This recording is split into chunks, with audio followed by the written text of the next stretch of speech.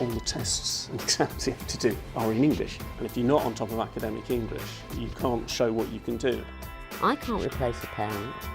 You know, they won't do it for me, but they'll do it for their parents. We've travelled across the country to visit 5 areas where schools are working in innovative and interesting ways to raise attainment and are succeeding in bridging the gap.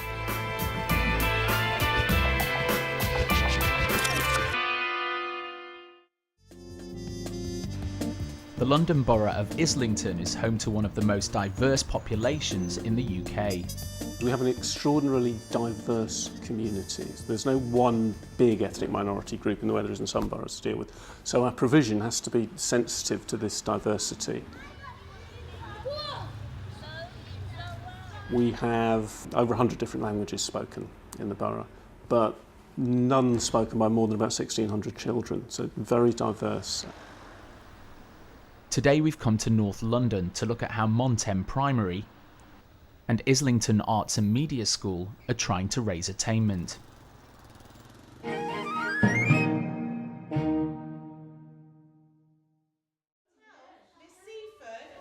Montem Primary in Islington faces the challenge of its incredibly diverse intake, but it can see the benefits as well.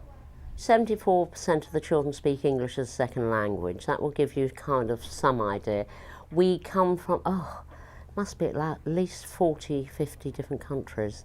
You know, some of them are very small islands they come from. And languages, well, there are about 20, 30 maybe different languages, maybe a bit more. Once a year, the school holds a celebration of their cultural and ethnic mix.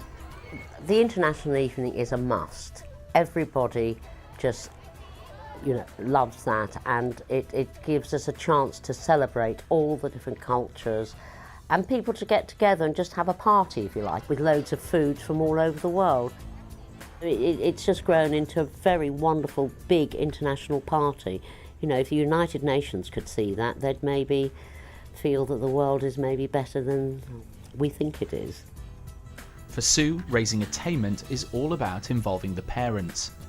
Well, they own the school, they are the school. We are the facilitators, teachers and all the staff in the school. We just facilitate. It's not ours, it's theirs. It belongs to them and their children. And children love their parents to be involved. I can't replace a parent. You know, they won't do it for me, but they'll do it for their parents. So that's why it's very important. To support the ongoing engagement of the parents who struggle with English, the borough employs bilingual community officers. So have they always lived in this country, or did they move here? আপনার সব সময় ওদের সাথে থাকছিলা না আইসুন আইসি বাংলাদেশ আসলো No, she was in Bangladesh. She moved to obviously this country. And what the bilingual community officers have done is to be a bridge between the communities and the school, to be able to make the school aware of the issues the community faces, the lack of understanding in some parts of the community of the way the English education system works. আমি isle class করার পর থেকে মানে আমি খুব বালা দেখলাম আমার মানে অসুবিধা না Because she obviously does ESOL class, so that's helping her, and obviously us being here as well helping her, because at the moment she can't, you know, there's certain issues, you know, us being here, we sort of pushing her, she could come to us and ask us, oh, I need help with this, so we could provide that help. So it's really helping them. Yes, I mean, understand, but not speaking very good. I mean, understand is everything, not speaking. Along with the Bengali community officer, Montem Primary have Somali and Turkish community officers. I'm Turkish, and obviously I'm with Turkish parents, and I like being with the community because I like when I mean, it's nice for me if I help them. I mean, if I'm useful to them, then this makes me happy as well. And does it help that you work with her? Diyor ki benim burada çalışmam size faydası oluyor mu? Vallahi benim amacım ben diyorum oğlum tek İngilizceyi söksün, okumayı söksün. Benim burada olmam size faydası. Tabii oluyor, okay. Yes. Yes, they like it that I'm here because I'm translating everything for them, and they know what's going on in school. Well, I helped them quite a lot with how they can help their child at school.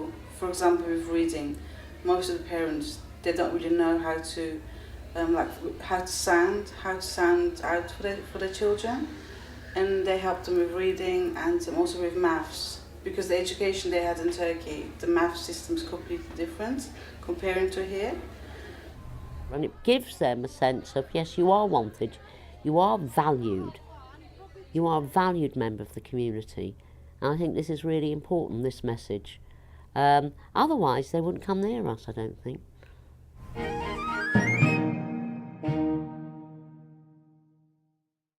Okay, so this was your last piece of writing that you did, a clumsy character. And for this piece of writing, we got a 4C, which was fantastic. So well done. One of the things we tried this year, with the help of the borough, was these 10-minute tutorials where the teachers literally took the children out. This is this personalised learning. Took them out for 10 minutes and actually went thoroughly through their writing and talked to them about their writing. And actually the writing went up. But I did feel it was slightly rushed. We could have maybe slowed down with the ending a little bit. Okay, so some really good points there. You know, a lot of children with English as a second language, their vocabulary might not be as advanced as other children, so we can really work on those issues. Okay, so can you remember from class time those words that we use at the beginning of complex sentences?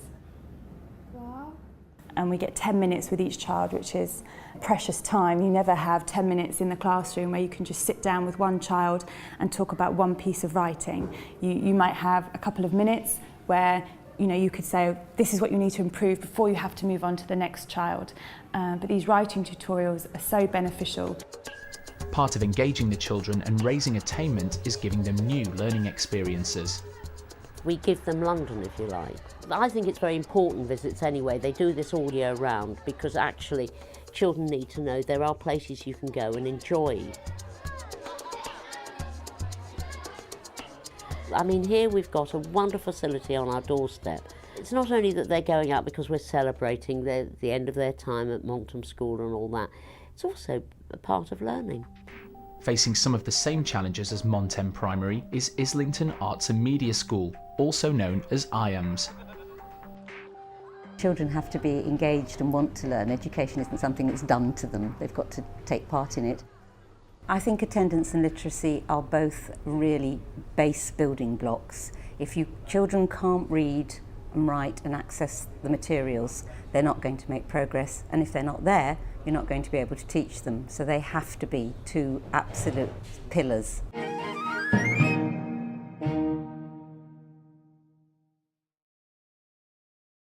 Islington Arts and Media School is convinced that the key to attainment across the curriculum is to get its students up a level in English as soon as possible. We have found out that if you don't move children quickly up to a level 4, then they tend to stick. They don't move at all because the gap just gets wider. The secondary curriculum becomes less and less accessible and they fall further and further behind and obviously then become demotivated, disengaged and never actually make the progress.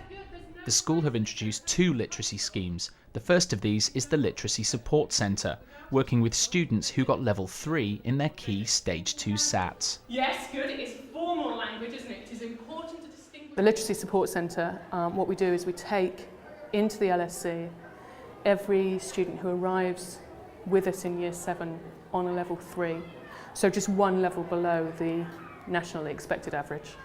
And we have a very intensive programme. They're with us for a term. This year it's been 6 periods a week. And they receive very intensive literacy tuition. It's based on the Targeting Level 4 programme, which is very effective and also has a sort of cross-curricular content, so it supports them in other subjects. It's not about extra English. It has been very successful and I'm hoping it will continue to be successful. 97% made at least one sub-levels progress, which in a single term is very impressive. The second scheme is the Arsenal Double Club.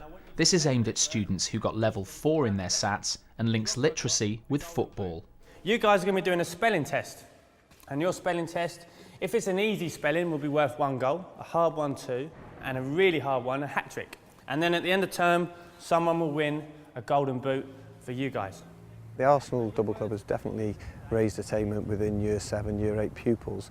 Through the literacy, which is driven by Arsenal Football Club, it's helped them engage, and also it's given them some self-esteem to improve on their literacy attainment levels. In you go, guys. Look in then, guys. Come on, guys. Go!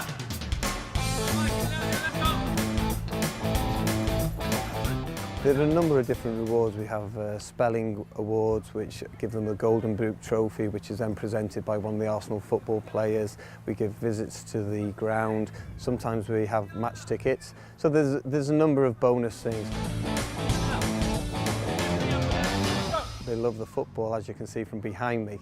That is a big part of it as well. So what we're trying to do is marry them both together in terms of the literacy and football, find a common denominator and hopefully raise their achievements.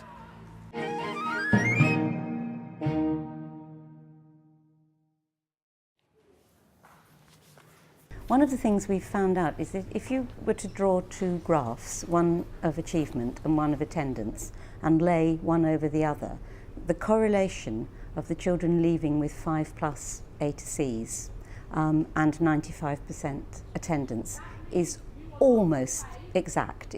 We can say now to children, if you are in school for 95% of the time, we can guarantee you that you will leave with 5 good GCSE grades. The techniques they use to increase daily turnout include being tough on parents with fines and possible court appearances, whilst also rewarding the children with prizes for attendance. We know, I've told you many times before, that good attendance means good results. Those students that are in school the most do the best. I'm really, really pleased to give you 8 people that have had 100%, that's every single day since the beginning of the year they've been in school, punctually, on time, every day, so well done.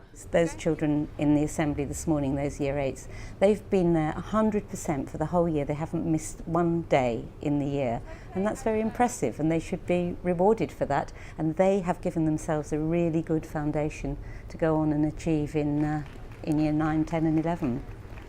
In 2001, there were 5% of the pupils got 5 A to C's. Last year, 52% got 5 A to C's, so we've got something right. Raising attainment is about rigorous teaching. It's also about motivating kids and children, making them want to learn. To make people want to learn, you have to make sense of the world for them. The reason why you are learning this is because the most important factor in all of children's education is the parent.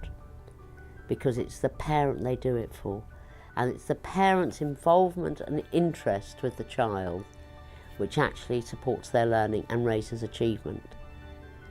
Raising attainment at IAMS is about getting it right at the bottom of the school and at the top of the school. So you're getting it right at the bottom by making sure that they've got the literacy skills to be able to access the materials in the secondary curriculum.